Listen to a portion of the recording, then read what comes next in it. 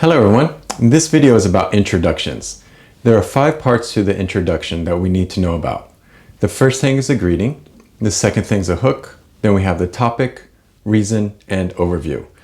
This video is going to specifically focus on the first 2 steps, which is the greeting and the hook. Before we start talking about the greeting and hook, I just want to remind you that first impressions are really important. The first 30 seconds of any presentation is probably the most important 30 seconds. Even before you start speaking, we're already judging your presentation just by how you dress or how you walk up to the front. The first few lines that you say. All of this makes a big impression on us whether we want to listen to you or not. When you first meet someone new, the first thing you say usually is hello. And that's what you want to do with your audience. You're really trying to build that relationship. So the very first thing is a greeting. Say good morning, hello, just a basic greeting. The next thing you want to do in your greeting is to state your name. Just tell us who are you. And then step 3 are credentials. Credentials just means why do you have knowledge about this topic? Maybe, for example, you've been playing the piano since you were 7 years old. That is your credentials. Maybe you have gone to a place that you want to talk about, like you've been to Paris and want to now explain what Paris is like. That is your credentials. Maybe you've studied a subject your whole life. That is your credentials. Your credentials is just, why do you have knowledge about this topic? So after a quick greeting, you want to go directly into a hook. Now I'm going to give you 5 different examples of a hook. The first one is a popular misconception. Next, interesting fact. A quote, an anecdote, which is a short story, and a rhetorical question. A rhetorical question is a question you ask the audience, but you don't want an answer from them. Let's go ahead and look at these 5 strategies with a little more detail. The first strategy we're going to look at is a popular misconception. What this is something the audience believes to be true, but is not true. Now this is very powerful. If there's something in your life that you believe to be true and then you find out it's not true, that's something you remember.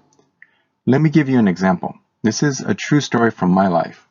I was 6 years old and my older brother told me that there was no Santa. I remember being really upset and I actually ran to my dad and I asked my dad, Dad, is there Santa? Because my older brother told me there's no Santa. Now that is something I still remember today.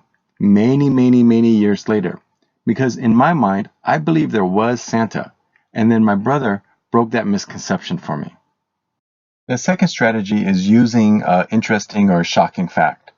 Now the fact has to be very shocking. It can't just be a normal fact that everyone knows, something like smoking is bad for you. This is something that everyone already knows. But when you use a shocking fact, try to make it relatable to the audience. This will make it more powerful. So if I tell you, for example, that 36.7 million people are living with HIV/AIDS, that is about 70% of the total population of Korea. 7 out of 10 people. Now we can start to think, wow, that's a lot of people living with HIV/AIDS. The third strategy is to use a quote. Now usually we want to quote someone famous. Not always, but usually. If you quote your Uncle Bob, we don't really know who your Uncle Bob is, but usually we want to quote someone famous.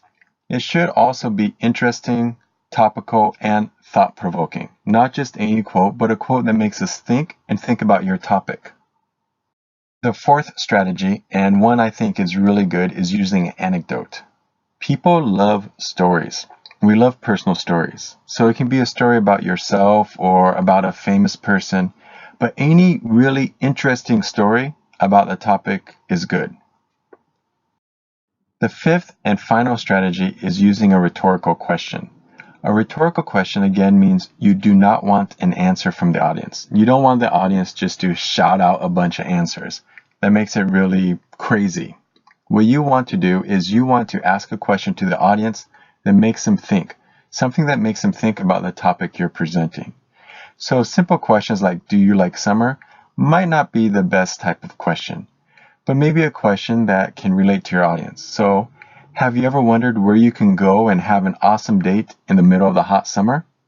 Now, some of you have thought about this, like, man, it's really hot outside. Where can I go to take my girlfriend or boyfriend? So this question now can get the people to think a little bit about your topic. Okay, so we've come to the end of our first video for introduction. We've talked about the greeting and the hook. And for the hook, it doesn't really matter what strategy you use. And actually, you can use a couple of strategies together.